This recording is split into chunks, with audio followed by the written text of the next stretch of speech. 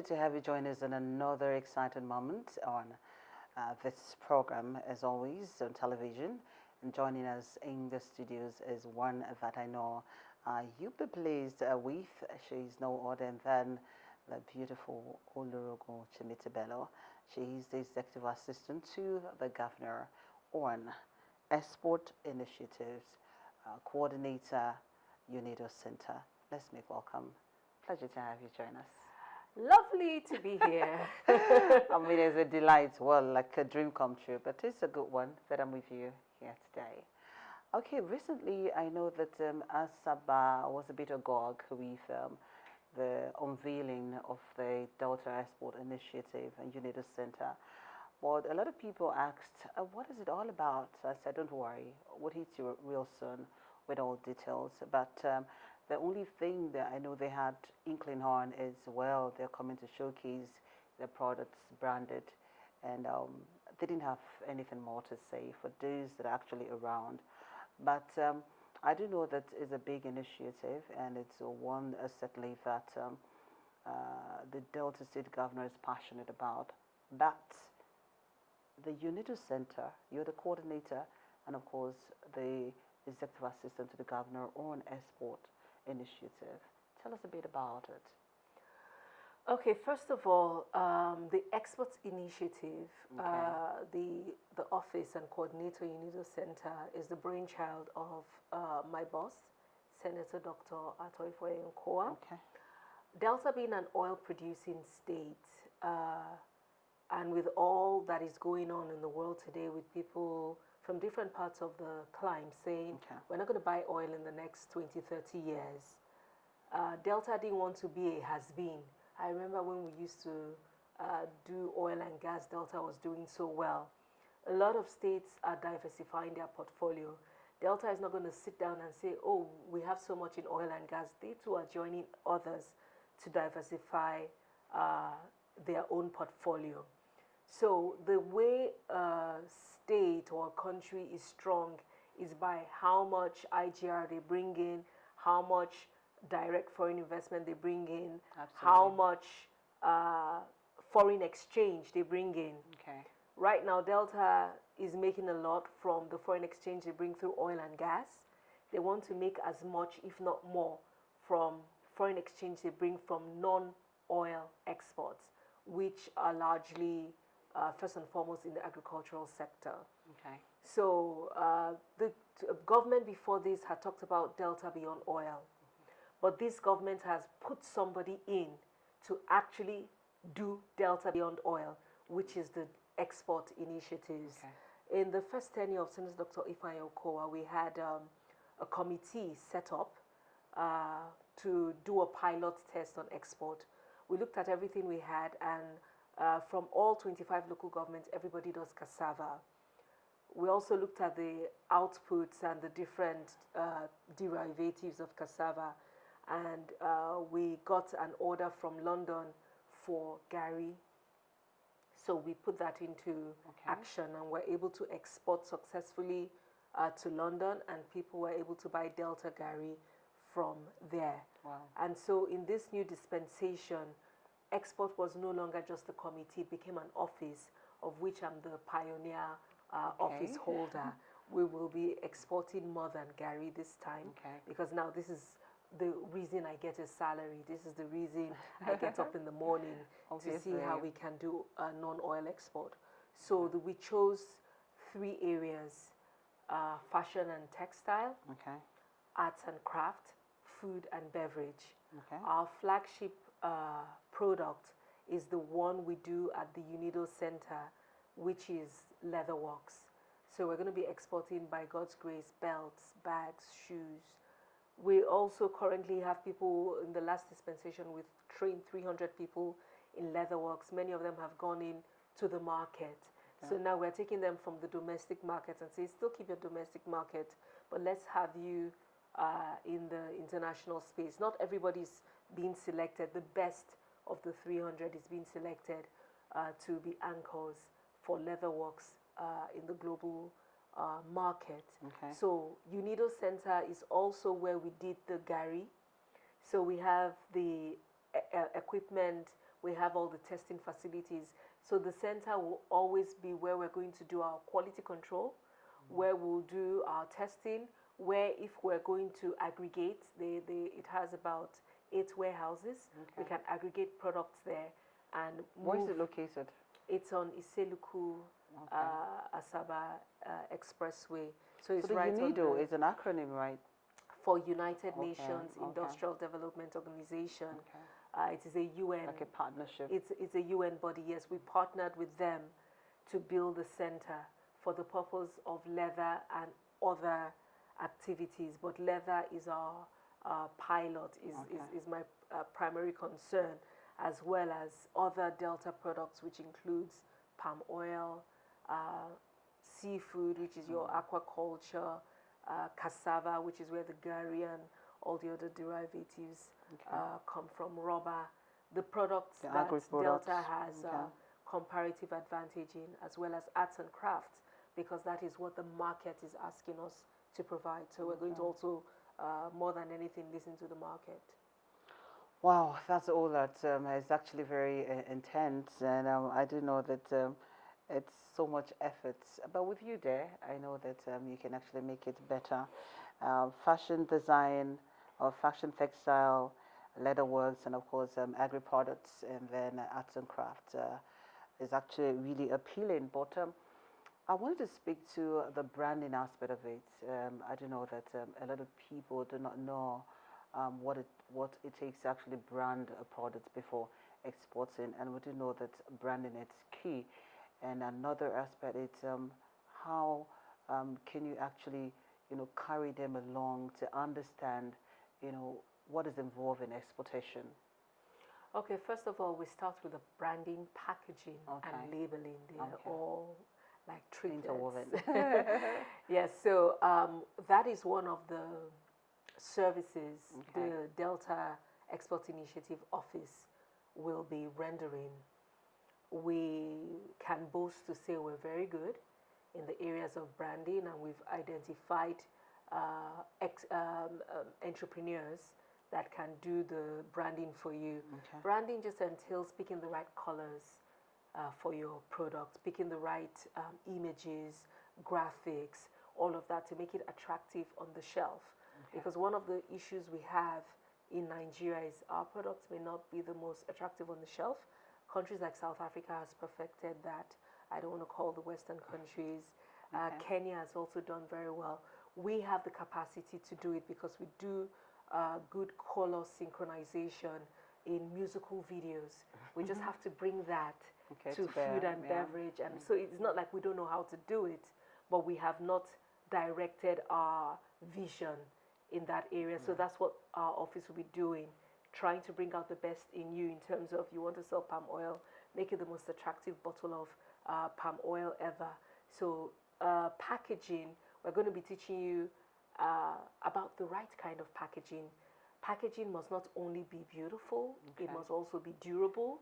It must also work for the product.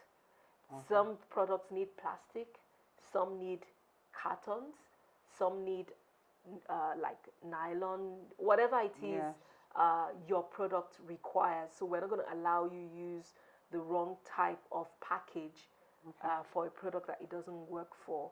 Then labeling, this has to do with SUN and NAFDAC.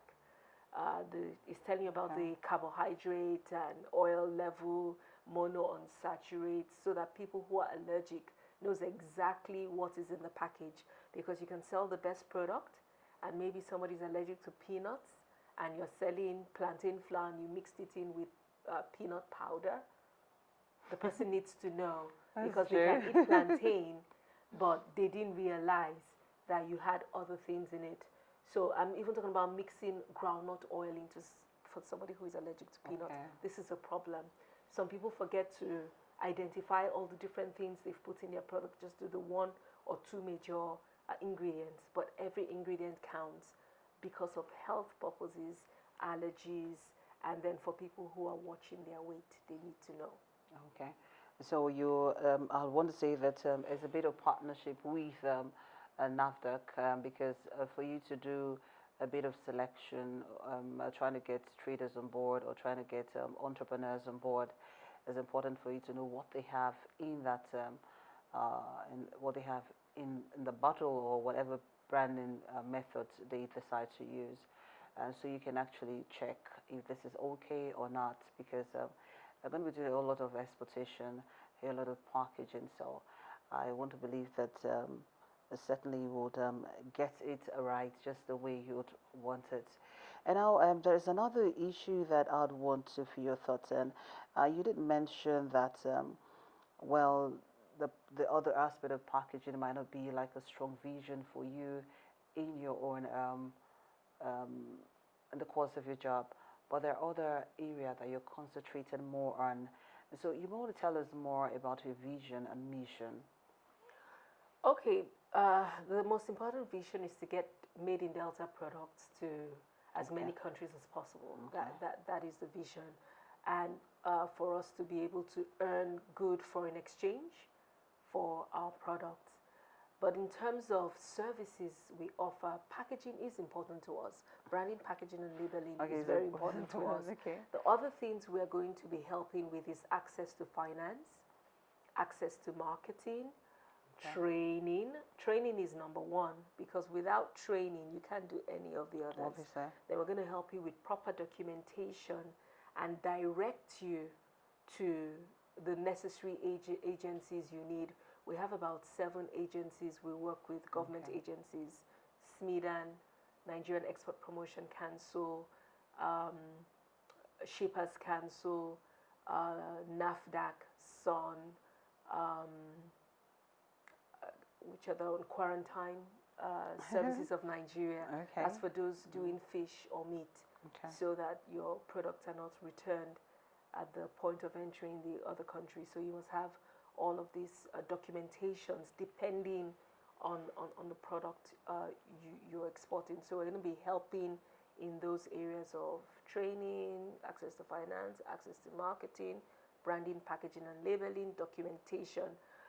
A part we're not going to be doing direct, but we will strongly advise you do, and we'll probably disassociate ourselves from you if you don't, is legal. We want to see your contracts. Okay. It's very important to protect. So for you to protect yourself, for everybody involved to be protected. So legality, your patent, copyrights, trademark, goodwill, international purchase orders, contracts, all these are important to us. We need to see that it's done. Wow.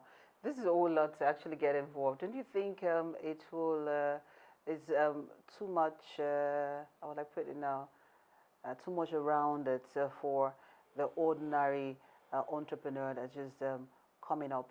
That's you're why giving the them training. support. That's the training. Okay. If somebody leaves you, the reason Ghana is doing quite well in export. The training is actually free? Yeah, we've done already 3 months of free training on all of these aspects I've told you about. So you can't do anything if you're not trained. And it looks difficult until you're trained. Then everything sort of, and the training we have simplified to demystify non-oil export. So we are quite confident that once you are trained, you would actually even know if you want to do export in the first place, because that's the first thing. Export looks good to hear, but when you're done being trained, then you can decide if this is what you want to do for business or not. It has very good gains. It can be high risk. I don't want to bring too many export words into this interview. We're trying to keep it as simple but it's okay, so that they learn. Yeah, so everything is about your choices, but you still need to be trained in order to make the right choices for you. Okay. Now, these borders on, Deltans embracing agriculture away from the oil sector. Yeah, the oil sector is there, but they want to beam the light more on the agri sector. Now, do you think Deltans generally embracing agriculture, is there any impact from that direction? Do you think they're all doing it to make it a lot easier for them to have products to brand, products to export? First, they should at least embrace this. What's the level of participation? Okay, sometimes when people think agriculture, something goes into their minds. They see the soil. you see the water. Obviously. That's not agriculture only. No, okay. So there are other aspects of of it. agriculture. You could buy products. You could buy trailers and trailers of crayfish from other people who have done it, grind it, pack it, label it, call it after yourself. You can call it Duchess crayfish. Wow. You're still in the agricultural sector. You could be the person moving the product from Asaba to Warri, and you'll get paid. You are in the logistic aspect of agriculture. Okay. So agriculture is not one farming and rearing of fish. Okay. There is the processing aspect. There is the warehousing. Everybody needs somewhere to store. You could just be hiring storage for people in the agri sector, buying the right type of storage or building the right type. So you can pick and choose. You can also be in the branding and packaging. It's still along the value chain of agriculture. So you can decide on which way. You could be cooking jollof rice to be packed, and all you're doing is cooking it and packing it and cooking it and packing it. It's still agriculture because it's the end, very far end, almost ready for the table. So what part of agriculture do you want to do? We see the ready-to-eat soups abroad. Why can't we have ready-to-eat egusi, ready-to-eat ogbono, ready-to-eat banga? We've seen Ghana do the banga part. So all of this is agriculture because you are still servicing the value chain and you are adding value, which in our export initiative, we're not going to be doing commodity. No. Oh, really? So, no. We are not going to encourage anybody to start exporting raw plantain. It's not going to happen. I will not be party to that. We want to see you make it into plantain flour or plantain chips, ready already to processed. go. Okay. Yes, it must be already processed. We're not going to babysit. The farming part is very difficult. It's the hard work and it is the least lucrative. So why don't you just add a little value and earn more money? So I'm going to be very aggressive about that. We're not babysitting for anyone. We're going to work hard and we're going to finish the products before we put it in the market. Okay, now do we have products that are of utility value? I do know that cassava is one of such you mentioned. Are there other products that has more utility value that you want to leverage on, even if we're looking at the end product of it, or looking at the processing part of it, production part of it now? Some products are actually very viable and has more utility level than others. So what's your thoughts on it, really? Personally, I would prefer plantain to cassava. Okay, why? And I would actually go into this business in due course. So everybody take note. Okay. So plantain, why? If you dry ripe plantain and you grind it and you get the egg powder and you mix it into the dry plantain that is ripe, it's sweet. You can make pancakes out of it. It's good for people trying to stay away from sugar. Kids can eat it. The people with sweet tooth can have it without having to put all the ladle of sugar in wheat. Okay. So it can kick wheat out of the market, and it is good for people with diabetes and all of that. If you now take the same plantain and do it unripe, it's your plantain flour you can eat with soup and all of that. It is lighter than eating any of the derivatives from cassava. Okay. So a lot of people, when you travel abroad, they'll be like, please buy plantain chips for me. Some like the ripe fried one. Some like the unripe fried one. So it's a great snack. So you already have something great, ready to go. We have comparative advantage in Delta State for growing it. It helps with a lot of health benefits. Why will that not be your first choice? From being even the people doing keto can relate to plantain. So for me, it works for illness, it works for weight loss, it works for kids, it works for mothers breastfeeding, it works for so many things. So we have wonderful products in Delta State, and we've picked 5 of them. So the first one is plantain? Cassava, because every local government has it. We're talking from a place of comparative advantage where everyone can play. The second for me will be plantain, but that's not the second. Okay. The second is aquaculture, because we have water everywhere. Okay. So, and it's very lucrative. Dry fish, crayfish, prawns, lobsters, snails. I mean, I need not say more than that. So that will be our second. Our third is still not plantain. It is palm oil, because we have more palm oil as well. And palm oil is like a premium product. It's needed in pharmaceutical, is also needed for domestic. Okay. Even our country can consume all the palm oil we bring without it leaving the shores of this country. Okay. Then you have plantain, which comes far away. Yeah, so you see, we have so many wonderful, we have choices, we have options, and all of that. And then we also have rubber.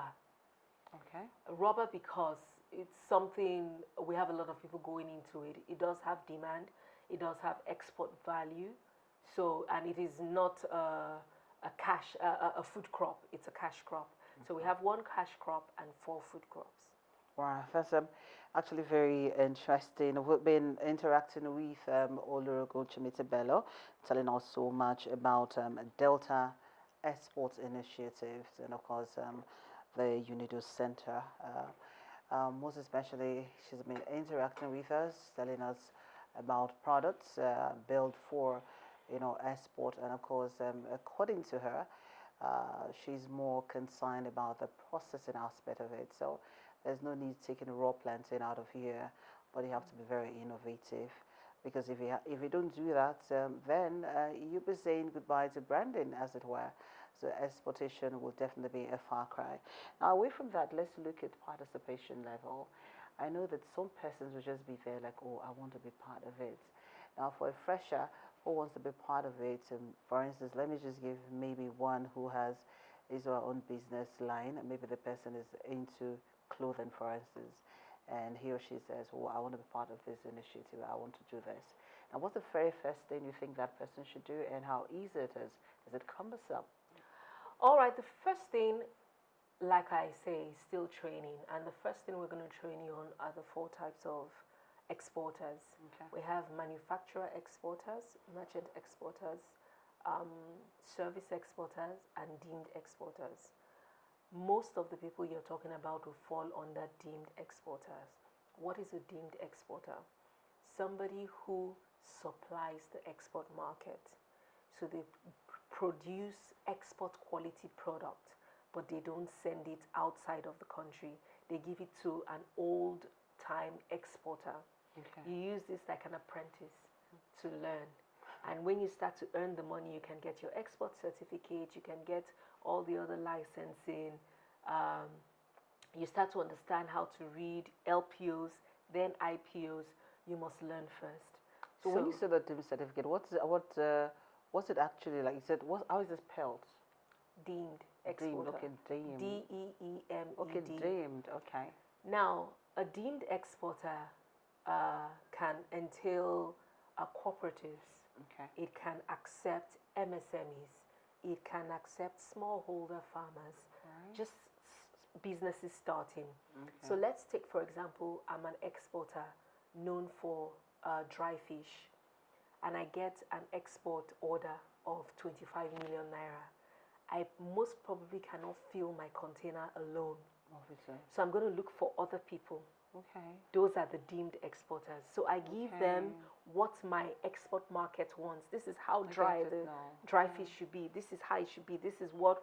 So when you are giving me what I need, I keep coming to you. Before you know exactly how to do the dry fish that is going to Dubai.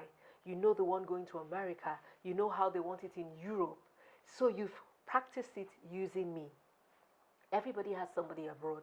Hey, I have a market in the UK or wherever, and I have products. I already know how to do it. Can you connect me? Okay. I've been doing it. And then by then I've been paying you. So you have some sort of knowledge. And if I'm a good person, I should be able to handhold you. When you say, I have a market, can you help me? That's what true. And what do I need? But even if I'm not a good person, that's what my office is there for. We're not here to compete with the people. So you have a market and you've been supplying this particular exporter, but you want to go on your own. Okay, let me see your IPO. Let me see if it's authentic. You do all the background checks for the person. That's what my office is meant to do. Okay. And then help the person do their first export. See that they have the right certificates. See that they are choosing the right export module, either using FOB or CIF. You help them with, that's why I said you must be trained to know which one works best for you. So that's what it is. It's a whole lot. I'm actually thinking, I never knew this is enormous. There's so much to share about it, like the deemed, you know. It came out of the blues. Like I was imagining, is it dean or deem or deemed? And we're going to be doing a town hall meeting, sort of, for just deemed exporters from next year, by God's grace. With the COVID, I don't think this year is a good year to start that. But next year, we're going to be explaining some of this. We'll take 4 hours and talk to people, local government to local government, what it is to be a deemed exporter as a start for this type. Because the real export market, like if you're going to get financial support from a place like Nexim Bank, they cannot support people asking for less than 100 million. It makes no sense for them. Most of the smaller people do not have the financial muscle. So you can bring in, all of you together, 10 million naira worth of goods, this one 5 million naira worth of goods. Before you know it, so if the person has 50 million naira worth of goods, they can take the remaining from you, 2 million. So everybody gets in that way. All right, I know that this certainly will have great impacts in industrialization. Now, what's the outlook really? What you're doing now, and in another 1 year or maybe 2 years, do you think it will have appreciable impact in industrialization? The first thing my office will do is to get you thinking. Okay. Like I've been thinking. Yes, in this area. Okay. A lot of people have not considered non-oil export before we came on board. So first of all, we'll get that in your mind. Okay. The next thing we'll get in your mind is we want you to add value. Adding value entails some level of process, which takes you away from the production to the processing part of the value chain, which is your industry. So we'll encourage people to have cottage industries. We'll encourage people to have factories. Whichever way, industries will be born, because we want to see finished products ready to be picked up by end users. So the whole essence of all our discussion is add value, add value. Put your palm oil in a nice 1 liter bottle, name it.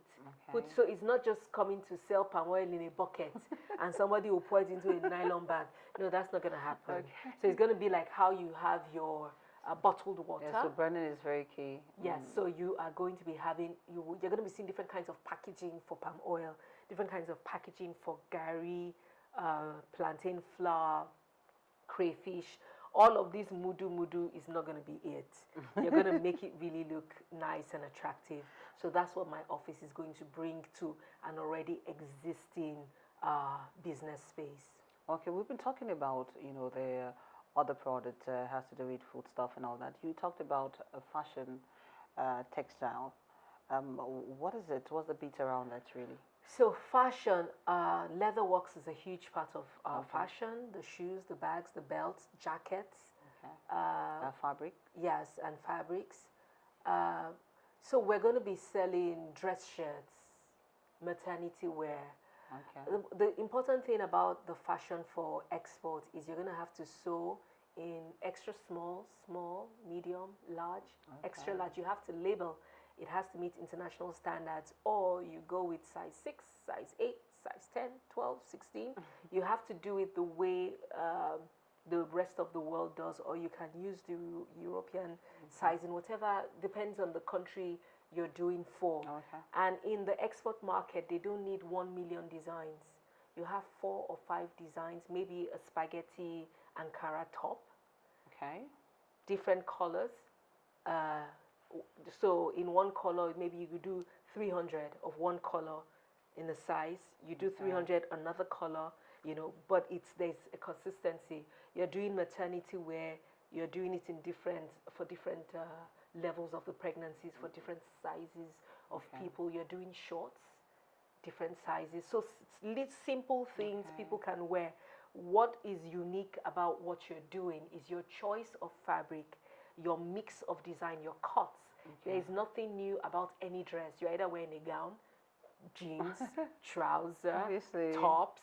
So it is the fabric that is important, and the way you interpret the fabric, the way you fuse the fabric, which is where the aquacha comes in. We're going to be doing a lot of fusion between Ankara and aquacha, leather works and aquacha, because that's what's very unique. expensive, you know. Yeah, so you don't need to put too much of it. You can just mix it in as a pocket, as this, as that. Just do the fusion like what Ghanaians have been able to do with kente. We'll do the same thing with aquacha and give a unique signature for things coming out of Delta, because what you need is your own unique signature.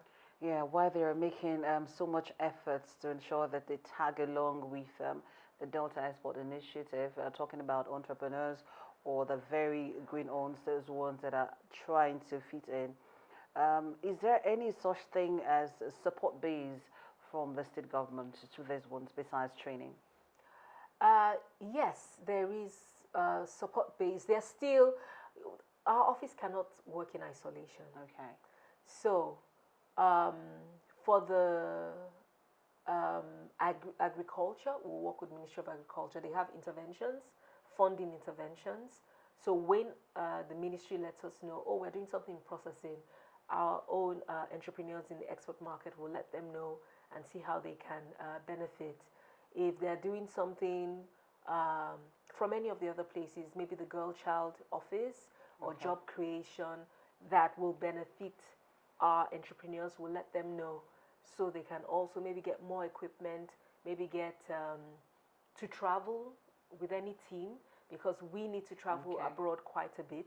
ECOWAS is big for us, the Togos, Gambias, and the rest of the world, to get some of our products. We've sold our movies, we've sold our music.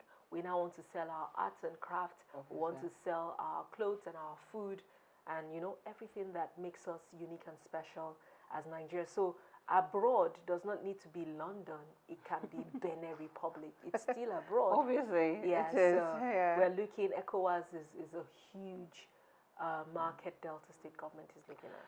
It's been a delight interacting with you, and it would continue, it would go on and on and on, because there's so much to share, and I can see that you're trying so hard to make it really small, because we really don't have the luxury of time for you to share with us. But we'll join you again too, so you can fine-tune and tell us more in areas where you think that people should be abreast with, especially those that are embracing agriculture, those that are thinking the way we are thinking, branding better, giving what we have to other countries rather than taking from them always. Yes. Yeah, we've been interacting with OLOROGUN, SHIMITE BELLO. I like the sound of that. And she is the executive assistant to the governor on export, and of course, coordinator UNIDO Center. I'm loyal, and I'm here to be part of whatever you're doing, anytime, any day. It's a pleasure. Before I let you go, very quickly, a message to those that participated during the unveiling, traders, and of course entrepreneurs that are thinking of coming on board. Just a quick take home for them. Okay, quick take home, something we didn't talk or touch on today. Arts and craft. You are the biggest market we have. Your products have 0 reject. Even a torn artwork, these people think it's amazing. They think you actually tore it, you know, on purpose. So as much as we like the food and beverage, we like the fashion and textile, the biggest market the World Trade Center is asking for from Delta State is our arts and craft. They've seen it. They think it's amazing. So entrepreneurs in these areas, you're not even that organized yet. We're going to help you get organized, because you have the money in this new decade of 2021 to 2030. Thank you, and God bless. Thank you very much.